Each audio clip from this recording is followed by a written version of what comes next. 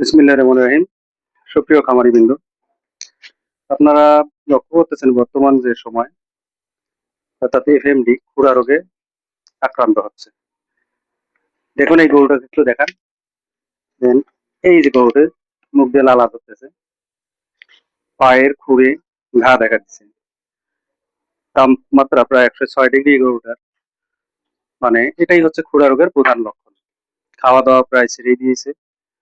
তো এই খামারে বেশ কিছু গরু আছে, সবগুলো গরুকে দেখান দেখি। প্রতিটা গরুই প্রায় আক্রান্ত। দেখান, পুরোটাকে দেখান, এদিকে নিয়েছেন দেখান।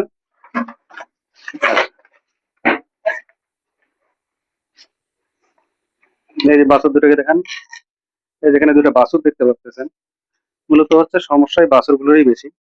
এরা মায়ের দুধ খায়, আর মায়ের দুধের মাধ্যমে এফএমডির ভাইরাস দেহের মধ্যে প্রবেশ করে। আর এফএমডি ভাইরাস দেহের মধ্যে প্রবেশ করলে সাধারণত কার্ডিয়াক অ্যাটাক হয়, তার হার্ট অ্যাটাকেই মারা যায়, দুই একটা চিল্লান দিয়েই মারা যায়। তা আপনারা যারা পারেন, যদি আশেপাশে খুঁড়া থাকে বা এরকম এফএমডি দেখা দেয়, তাহলে আপনারা এই বাছুরগুলোকে মা থেকে আলাদা করবেন, তো দুধ খাওয়াটা বন্ধ করে দেবেন। তাহলে অনেকাংশে বাছুর বাঁচার সম্ভাবনা থাকে। এটাই একটা প্রধান টেকনিক। আচ্ছা, এখন চিকিৎসার বিষয়ে যদি আসেন, এগুলোর যথোপযুক্ত চিকিৎসা হচ্ছে ভ্যাকসিন দেওয়া। তো ভ্যাকসিন যদি না করে থাকেন, ভ্যাকসিন পাওয়া যাচ্ছে না, এর মতো অবস্থায় খাওয়ার সোডা, সোডিয়াম বাইকার্বনেট যেটা, এটা 10 গ্রাম বাছুরগুলোকে, এটাকে 20 থেকে 30 গ্রাম পর্যন্ত খাওয়ানো যায়। অর্থাৎ অথবা বিভিন্ন কোম্পানির যে সোডিয়াম বাইকার্বনেট ইনজেকশন গুলো আছে, ইনজেকশন গুলো খাওয়ানো যায়। তো আপনারা বা এদিক নিয়ে এসে দেখি আরো গরু আছে, দেখাই এই পাশে। এই খামারে প্রচুর পরিমাণে গরু আছে। তো প্রতিটা গরুই প্রায় আক্রান্ত, আপনাদেরকে দেখাচ্ছি বাকি গরুগুলা।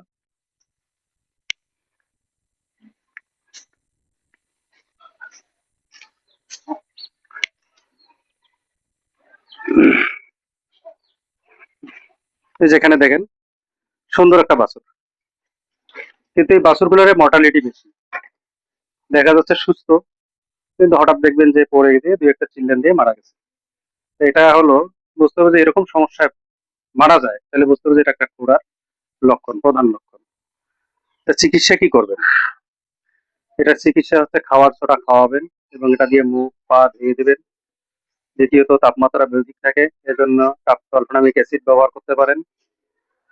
তারপরে যেহেতু একটু বা এফএমডির কারণে বিভিন্ন ইনফ্লামেশন হয়, ঘা হয়, এই ঘাগুলো সরিয়ে দেওয়ার জন্য আপনার একটা, যদি ব্যাকটেরিয়া সেকেন্ডারি ইনফেকশন না হয়, সেজন্য একটা অ্যান্টিবায়োটিক, যে কোনো একটা অ্যান্টিবায়োটিক ইউজ করতে হবে।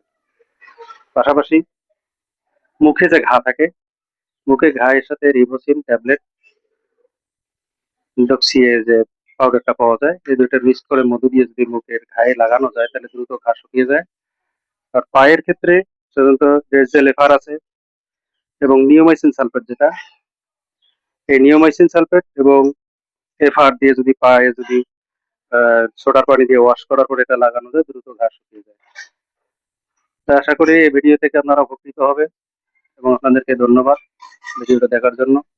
এবং খামারকে পরিষ্কার পরিচ্ছন্ন রাখবেন এবং নিয়মিত ভ্যাকসিন করবেন। ধন্যবাদ সকলকে।